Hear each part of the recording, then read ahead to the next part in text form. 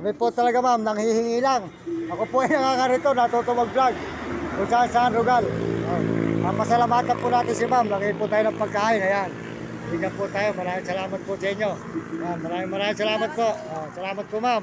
Ayan, pakisuportahan na lang po nyo yung pagkain ni ma'am dito sa anong barrio to.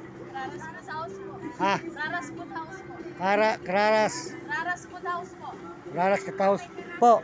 Raras Food House. Ikaw lang magsabi ha, para. Raras Food House. Barrio. Ano pong barrio to? Barangay Karain po. Barangay Karaya, tsaka sa... Ito po yung kanyang mga ulam. Suportahan po nyo. Kumain po kayo rito. Mga galing sa biyahe, mga diga rito, mga kababayan niya. Ayan. Marami po siyang tindang ulam, mga kababayan. Ayan, kumain po kayo. Maganda po yung kanyang restaurant, malinis. Ayan po, maganda po, kubo, malamig. Hindi po kayo mainitan. Ayan po si ma'am. Mario Mendoza vlog po ma'am, mapapanood nyo to. Sa YouTube, ayun. Ayun, nagbablog po ako kung saan Baguio, nilalakad ko rin po. Sa totoo lang po, puro dalehensya lang. Huwag po kayo mag-alala, pagka ako po pinagpala rito, dadaanan ko rin kayo rito.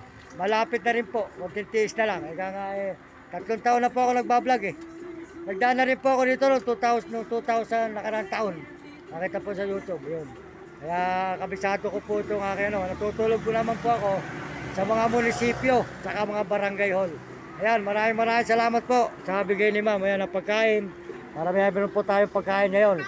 Tayo po nagugutom na. Ayun po, maraming salamat. Suportahan na lang po niyo yung kanyang kantin dito sa may, ano pangalan ng lugar nito? Butulan. Butulan, Sambales po. Ayan. Makita po nyo sa may highway. Maraming salamat po. Hindi po ma'am.